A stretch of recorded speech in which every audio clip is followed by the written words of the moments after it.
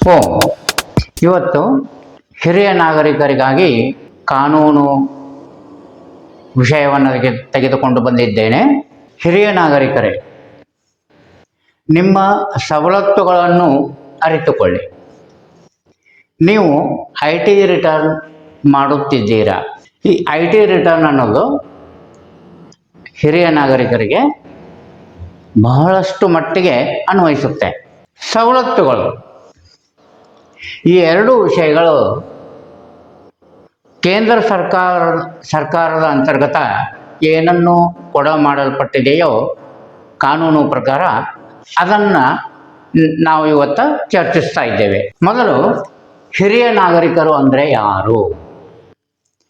ಹಿರಿಯ ನಾಗರಿಕರು ಅಂದರೆ ಅಬೌವ್ 60 ಇಯರ್ಸ್, 60 ವರ್ಷ ಆದಮೇಲೆ ಎಲ್ಲರೂ ಹಿರಿಯ ನಾಗರಿಕರು. ಮತ್ತು ಮೋರ್ ದ್ಯಾನ್ 80 ಇಯರ್ಸ್, 80 ವರ್ಷ ಆದಮೇಲೆ ಅವ್ರಿಗೆ ಸೂಪರ್ ಸೀನಿಯರ್ ಸಿಟಿಜನ್ಸ್ ಅಂಥೇಳಿ ಒಂದು ಕ್ಯಾಟಗರೈಸ್ ಮಾಡ್ಯಾರ. ಹಿರಿಯ ನಾಗರಿಕರಲ್ಲೇ ಈಗ 2 ವರ್ಗ, ಒಂದು 60ರಿಂದ 80, ಇನ್ನೊಂದು 80ರ ನಂತರ. ಕೇಂದ್ರ ಸರ್ಕಾರದವರು ಹಿರಿಯ ನಾಗರಿಕರಿಗೆ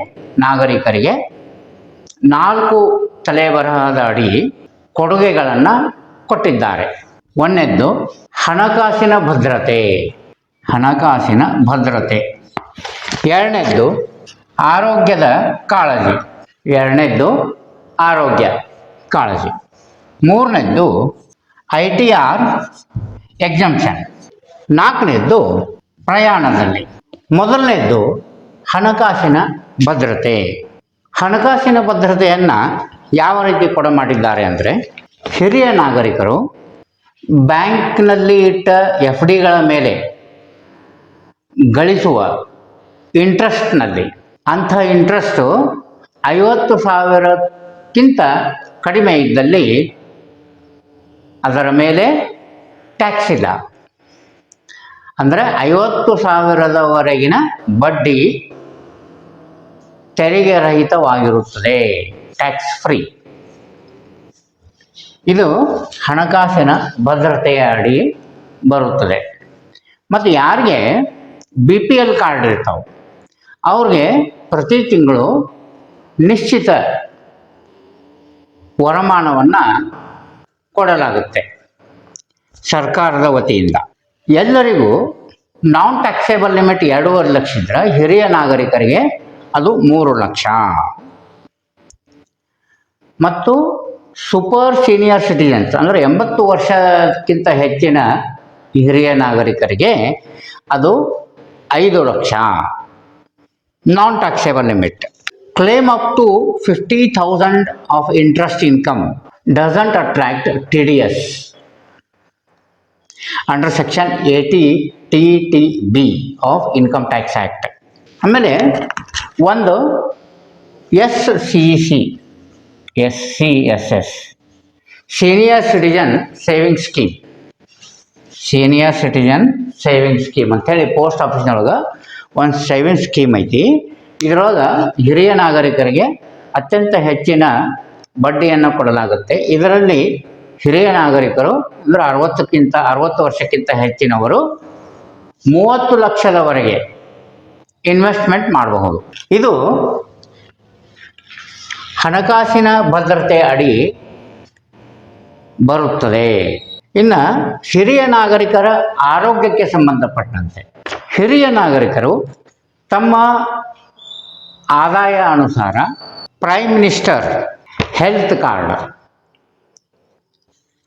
ಆಯುಷ್ಮಾನ್ ಭಾರತ್ PMJ ಅಂತೇನು ಹೇಳ್ತೀವಿ, ಆಯುಷ್ಮಾನ್ ಭಾರತ್ PMJ,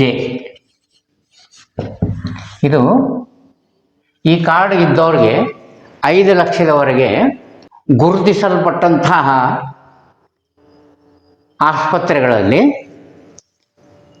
ಫ್ರೀ ಚಿಕಿತ್ಸೆ ಸಿಗ್ತದೆ. ಮತ್ತು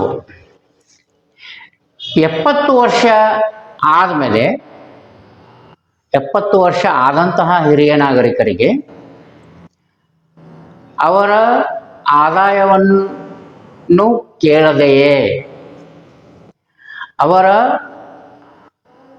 ವಿಶೇಷ ಸ್ಥಾನಮಾನವನ್ನು ಕೇಳದೆಯೇ ಸಾರಾಸಗಟಾಗಿ ಎಲ್ಲರಿಗೂ ಅಂದರೆ 70 ವರ್ಷಕ್ಕಿಂತ ಮೇಲ್ಪಟ್ಟ ಎಲ್ಲ ಹಿರಿಯ ನಾಗರಿಕರಿಗೂ ಆಯುಷ್ಮಾನ್ ಭಾರತ್ PM ಕಾರ್ಡನ್ನು ಕೊಡಲಾಗುತ್ತೆ.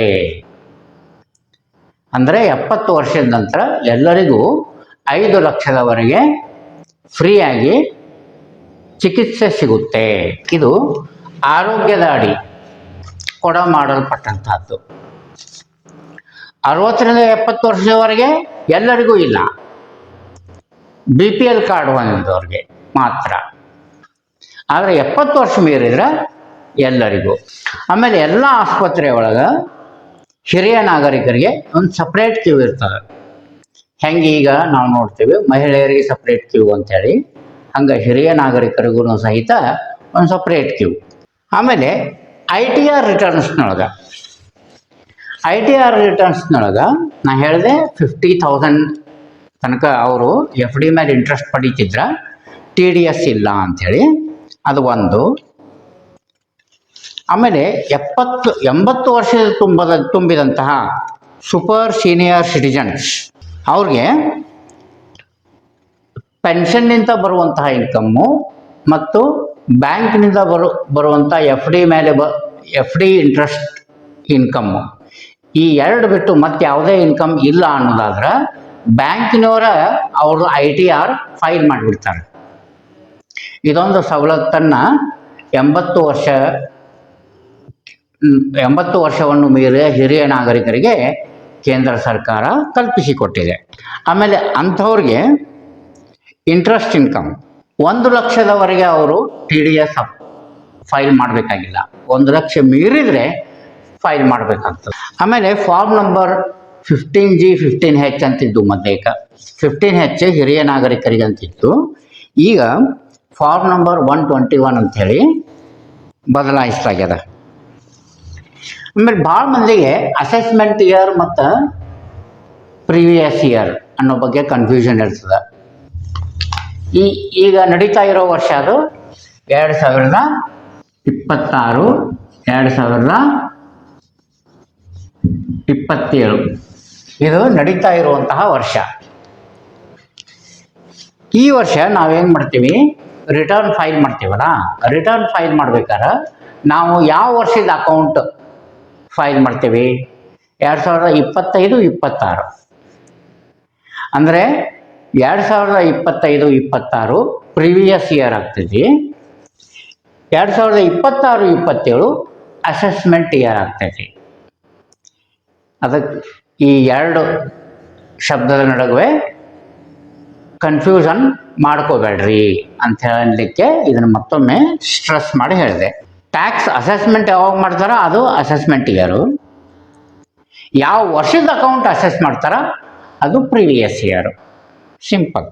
ಮತ್ತು ಎಂಥವರು IT ರಿಟರ್ನ್ ಫೈಲ್ ಮಾಡಲೇಬೇಕು ಅಂದ್ರೆ ಯಾರ್ದು ಬ್ಯಾಂಕ್ನೊಳಗೆ ಡಿಪಾಸಿಟ್ಟು 50 ಲಕ್ಷಕ್ಕಿಂತ ಹೆಚ್ಚಿಗೆ ಐತೋ ಅವರು, ಕರೆಂಟ್ ಅಕೌಂಟ್ನೊಳಗೆ 1 ಕೋಟಿಗಿಂತ ಹೆಚ್ಚಿನ ಹಣ ಇದ್ದರೆ ಅಂಥವರು, ಯಾರ್ದು ಬಿಸ್ನೆಸ್ ಟರ್ನ್ ಓವರು 60 ಲಕ್ಷಕ್ಕಿಂತ ಹೆಚ್ಚಿಗೆ ಐತೋ ಅಂಥವರು, ಯಾರ್ದು professional income more than 10 lakhs ಐತೋ ಅಂಥವರು, ಯಾರ್ದು ಎಲೆಕ್ಟ್ರಿಕಲ್ ಬಿಲ್ 1 ಲಕ್ಷಕ್ಕಿಂತ ಹೆಚ್ಚಿಗೆ ಬರ್ತದೋ ಅಂಥವರು, ಆಮೇಲೆ ವಿದೇಶದಲ್ಲಿ ನಿಮ್ಮದು ಇಮ್ಮೂವಬಲ್ ಪ್ರಾಪರ್ಟಿ ಇದ್ದರೆ ಅಂಥವರು, ಇವರೆಲ್ಲ ಕಂಪಲ್ಸರಿ IT ರಿಟರ್ನ್ ಮಾಡಲೇಬೇಕು. ಅವ್ರಿಗೆ ಎಷ್ಟೇ ವರ್ಷ ಆಗಿರಲಿ ಅವರು IT ರಿಟರ್ನ್ ಮಾಡಲೇಬೇಕು. ಸಾಯುವವರೆಗೆ ಈ IT ರಿಟರ್ನ್ ತಪ್ಪಿದ್ದಲ್ಲ. ಈ IT ರಿಟರ್ನ್ ಆದಮೇಲೆ ಕಡೆಯದಾಗಿ ಪ್ರಯಾಣದಲ್ಲಿ ಹಿರಿಯ ನಾಗರಿಕರಿಗೆ ತೀರ್ಥಯಾತ್ರೆಗೆ ಹೋಗಲಿಕ್ಕೆ ಬಹಳಷ್ಟು ಸೌಲಭ್ಯ ಮತ್ತು ಸವಲತ್ತುಗಳನ್ನು ಕಲ್ಪಿಸಿಕೊಡಲಾಗಿದೆ. ಅವರಿಗೆ ಅತ್ಯಂತ ಕನ್ಸೆಷನ್ ದರದೊಳಗೆ ಟಿಕೆಟ್ ಕೊಡಲಾಗುತ್ತೆ. ಅವ್ರಿಗೆ ಹತ್ತಲಿಕ್ಕೆ ಇಳಿಲಿಕ್ಕೆ ರ್ಯಾಂಪ್ಗಳನ್ನು ಕೊಡಮಾಡಲಾಗುತ್ತೆ. ಮತ್ತು ಅವ್ರಿಗೆ ಅವಶ್ಯವಾದಂತಹ ಕೆಲ ಸಲಕರಣೆಗಳು, ಉದಾಹರಣೆಗೆ walking stick, hearing aid, wheel chair, spectacles ಇಂಥವನ್ನ ಉಚಿತವಾಗಿ ಕೊಡಲಾಗುತ್ತೆ. ಯಾರಿಗೆ? ಯಾವ ಹಿರಿಯ ನಾಗರಿಕರಲ್ಲಿ BPL ಕಾರ್ಡ್ ಇದೆಯೋ ಅವರಿಗೆ ಈ ಎಲ್ಲ ಸಲಕರಣೆಗಳನ್ನು ಉಚಿತವಾಗಿ ಕೊಡಲಾಗುತ್ತೆ. ಮತ್ತು ಪ್ರಯಾಣದೊಳಗೆ ಸಪ್ರೇಟ್ ಕ್ಯೂ ಇರುತ್ತೆ. ಮತ್ತು ಟ್ರೈನ್ನೊಳಗೆ ಕನ್ಸೆಷನ್ ರೇಟ್ ಇರುತ್ತೆ. ಈ ಎಲ್ಲ ಸವಲತ್ತುಗಳನ್ನು ನೀವು ಅರಿತುಕೊಂಡು ಜೀವಿಸುವುದು ಸಂತೋಷದಿಂದ ಅಂತ ಹೇಳ್ತಾ ಎಲ್ಲರಿಗೂ ಒಂದು ಸ್ವಲ್ಪ ಮಟ್ಟಿಗೆ ಅನುಕೂಲ ಆಗಿದೆ ಅಂತ ತಿಳ್ಕೊಂಡು ಇವತ್ತಿನ ಚರ್ಚೆಯನ್ನು ಮುಗಿಸ್ತಾ ಇದ್ದೀನಿ. ಎಲ್ಲರಿಗೂ ಒಳ್ಳೆಯದಾಗಲಿ. ಓಂ.